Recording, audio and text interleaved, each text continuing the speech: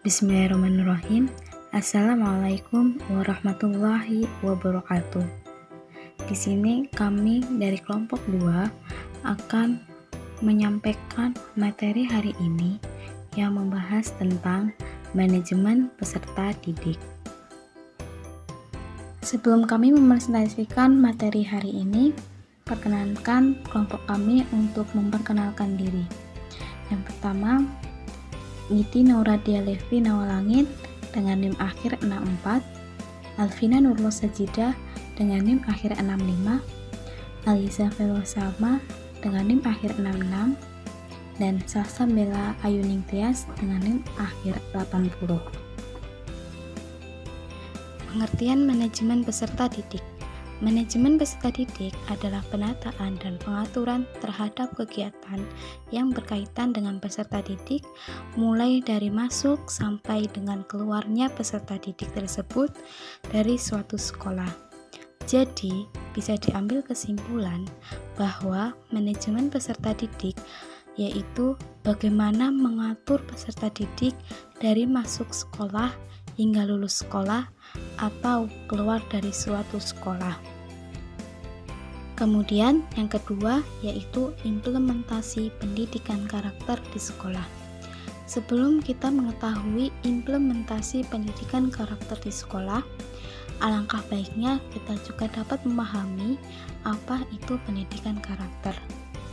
Pendidikan karakter adalah usaha yang dapat dilakukan untuk mempengaruhi karakter siswa atau peserta didik untuk menjadi karakter berdasarkan norma agama, hukum, tata krama, budaya, dan adat istiadat. Kemudian, bagaimana mengimplementasikan pendidikan karakter di sekolah? Yaitu yang pertama, dengan mengintegrasikan keseluruhan mata pelajaran, yaitu dengan pengembangan nilai-nilai pendidikan budaya dan karakter bangsa diintegrasikan dalam setiap pokok bahasan dari setiap mata pelajaran. Kemudian, yang kedua, yaitu dengan menerapkan keteladanan, yaitu kegiatan dalam bentuk perilaku sehari-hari yang tidak diprogramkan, karena dilakukan tanpa mengenai batasan ruang dan waktu. Keteladanan ini merupakan perilaku dan sikap guru dan tenaga pendidikan dan peserta didik dalam memberikan contoh melalui tindakan yang baik sehingga diharapkan menjadi panutan peserta didik yang lain. Kemudian yang ketiga yaitu dengan pembiasaan rutin, yaitu dengan pembinaan rutin salah satu kegiatan karakter yang terintegrasikan dengan kegiatan sehari-hari di sekolah seperti upacara bendera, senam, doa bersama, pemeliharaan kebersihan, dan lain-lain. Selanjutnya adalah fungsi BK di sekolah. Fungsi BK di sekolah ada 10. Yang pertama adalah fungsi pemahaman, yaitu fungsi bimbingan dan konseling yang membantu konseli. Konseli yang dimaksud di sini adalah peserta didik agar memiliki pemahaman terhadap dirinya atau potensinya dan lingkungannya. Yang kedua, fungsi preventif atau pencegahan. Pengertian fungsi pencegahan atau preventif yaitu fungsi bimbingan dan konseling yang akan menghasilkan tercegahnya atau terhindarnya peserta didik dari berbagai permasalahan yang mungkin timbul yang akan dapat mengganggu, menghambat, ataupun menimbulkan kesulitan atau kerugian tertentu dalam proses perkembangannya. Yang ketiga adalah fungsi pengembangan. Fungsi ini berarti bahwa layanan bimbingan dan konseling diberikan dapat membantu para siswa dalam memelihara dan mengembangkan keseluruhan pribadinya secara terarah dan berkelanjutan. Yang keempat yaitu fungsi penyembuhan atau pengentasan, yaitu fungsi bimbingan dan konseling yang berkaitan erat dengan upaya pemberian bantuan kepada konseli yang telah mengalami masalah, baik menyangkut aspek pribadi, sosial, belajar. Yang kelima yaitu fungsi penyaluran, yaitu fungsi bimbingan dan konseling dalam membantu konseli atau peserta didik memilih kegiatan ekstrakurikuler, jurusan atau program studi, dan, memantapkan penguasaan pilihannya yang sesuai dengan minat, bakat, keahlian, dan ciri-ciri kepribadian yang lainnya. Yang keenam yaitu fungsi adaptasi, yaitu fungsi membantu para pelaksana pendidikan, kepala sekolah, dan staf konselor dan guru untuk menyesuaikan program pendidikan terhadap latar belakang pendidikan, minat, kemampuan, dan kebutuhan konseli atau peserta didik. Yang ketujuh, fungsi penyesuaian, yaitu fungsi bimbingan dan konseling dalam membantu konseli atau peserta didik agar dapat menyesuaikan diri dengan diri dan lingkungannya secara dinamis dan konstruktif. Yang kedelapan yaitu fungsi perbaikan, yaitu fungsi bimbingan dan konseling untuk membantu konseli sehingga dapat memperbaiki kekeliruan dalam berpikir, berperasaan, dan bertindak. Yang kesembilan yaitu fungsi fasilitasi, yaitu memberikan kemudahan kepada peserta didik dalam mencapai pertumbuhan dan perkembangan yang optimal, serasi, selaras, dan seimbang seluruh aspek dalam diri konseli atau peserta didik tersebut. Yang ke-10 yaitu fungsi pemeliharaan, yaitu fungsi bimbingan dan konseling untuk membantu konseli atau peserta didik supaya dapat menjaga diri dan mempertahankan situasi kondusif yang telah tercipta dalam dirinya. Fungsi ini memfasilitasi konseli agar terhindar dari kondisi-kondisi yang akan menyebabkan penurunan produktivitas diri. Tata krama. Tata krama terdiri dari dua kata yaitu tata dan krama.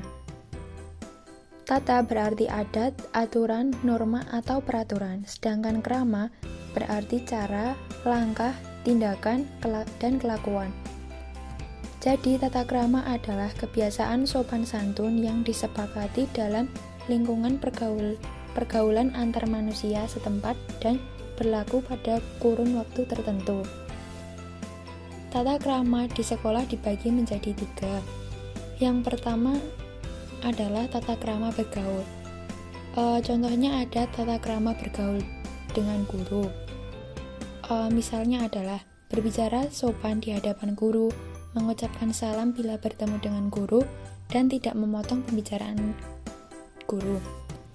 Kemudian ada tata krama bergaul dengan sesama siswa. Contohnya adalah menghormati kakak kelas dan menyayangi adik kelas, saling tolong-menolong, dan tenang atau tidak ribut di samping teman yang sedang belajar. Kemudian yang kedua ada tata krama berpakaian dan berhias. Misalnya adalah berpakaian seragam sekolah sesuai dengan aturan sekolah yang berlaku, menjaga aurat terhadap guru atau sesama siswa. Kemudian tidak boleh memakai tato. Dan yang terakhir adalah tidak boleh memakai baju olahraga selain jam belajarnya. Kemudian yang ketiga ada tata krama belajar. Contohnya adalah hadir di kelas pada waktunya, tidak berisik saat jam belajar, kemudian meminta izin kalau hendak keluar pada saat jam pelajaran berlangsung pada guru yang mengajar. Nah, akibat melanggar tata krama sendiri adalah siswa yang tidak menaati tata krama kadang dianggap kurang ajar atau tidak sopan. Sanksi yang diberikan antara lain 1. Peringatan secara lisan, 2. Peringatan secara tertulis, 3. Pemanggilan orang tua, dan yang paling terakhir adalah dikeluarkan dari sekolah. Tata tertib di sekolah. Tata tertib sekolah merupakan salah satu bentuk aturan yang harus ditaati dan dilaksanakan oleh siswa sebagai satu perwujudan kehidupan yang sadar akan hukum dan aturan. Tata tertib sekolah memuat sanksi bagi yang melanggar, namun dalam pelaksanaan memberikan sanksi diupayakan tidak merugikan siswa. Tata tertib berfungsi mendidik dan membina perilaku siswa di sekolah. Penegakan tata tertib di sekolah. Penegakan tata tertib sekolah merupakan salah satu upaya pendidikan yang dapat mengatur tingkah laku dan sikap warga sekolah. Siswa sebagai warga negara terdidik harus menjadi teladan bagi masyarakat sekitarnya. Beberapa pertimbangan dalam penegakan tata tertib dikemukakan berikut ini. 1. Disiplin dan tata tertib sekolah berlaku untuk semua unsur yang ada di sekolah, tidak terkecuali kepala sekolah ataupun guru dan staf. 2. Sikap, perilaku, dan tindakan kepala sekolah, guru, dan warga sekolah lainnya hendaknya menjadi model dan teladan bagi penegakan perilaku tertib dan disiplin di sekolah. 3. Memberikan penghargaan sebagai teladan kepada guru, siswa, dan staf yang tidak pernah melakukan pelanggaran. 4. Terhadap pelanggaran-pelanggaran dengan cepat dilakukan tindakan kedisiplinan. 5. Penegakan tata tertib terutama difokuskan pada upaya membantu siswa dan semua warga sekolah untuk menyesuaikan diri dengan setiap butir dalam aturan tata tertib tersebut. Sekian presentasi dari kelompok kami. Apabila Anda salah kata, kami mohon maaf. Wassalamualaikum warahmatullahi wabarakatuh.